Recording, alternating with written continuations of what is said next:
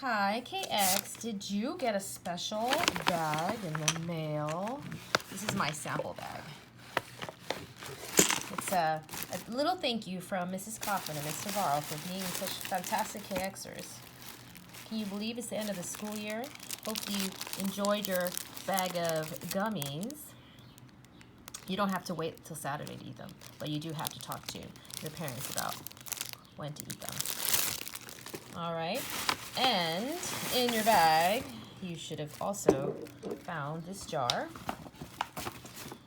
And by the way, can you imagine all the jam that we had to eat so that we had enough jars for our KXers? Oh, so inside, here are your pea seeds. They're lovely, they're organic, they're yummy, but not yet. So you can eat these, but not in their current dehydrated, which is to say no water state, right? There's no water in them, so it's up to you to wake them up.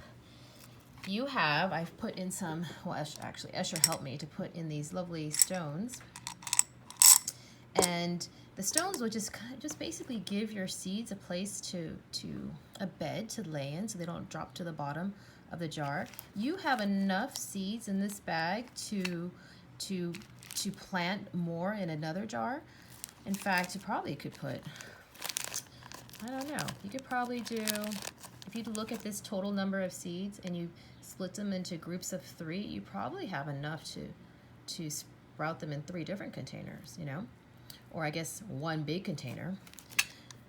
And so let's just say you were going to put them in here.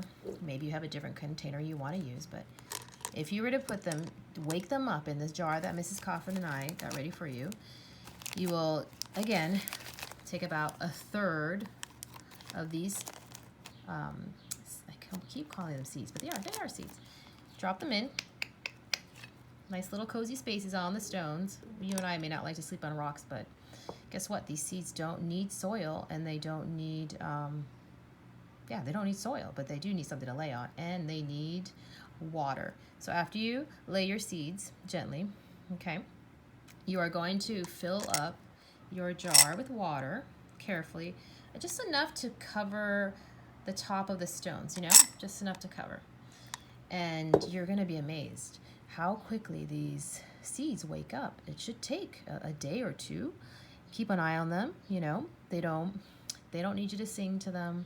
They don't need you to feed them. They just need you to give them some water and put them in a place where they'll get sun, but keep an eye on them. You don't want them to get too hot.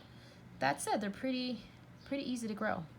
I mean, I can grow them, and I'm not Mrs. Coffin who can grow pretty much everything, but Mr. Varro can grow these. And guess what? They're my favorite kind of plant, because once they start to sprout, you can eat them. My favorite kind of plants are the ones that I can eat. Oh, Tulip. That's Tulip. She's barking.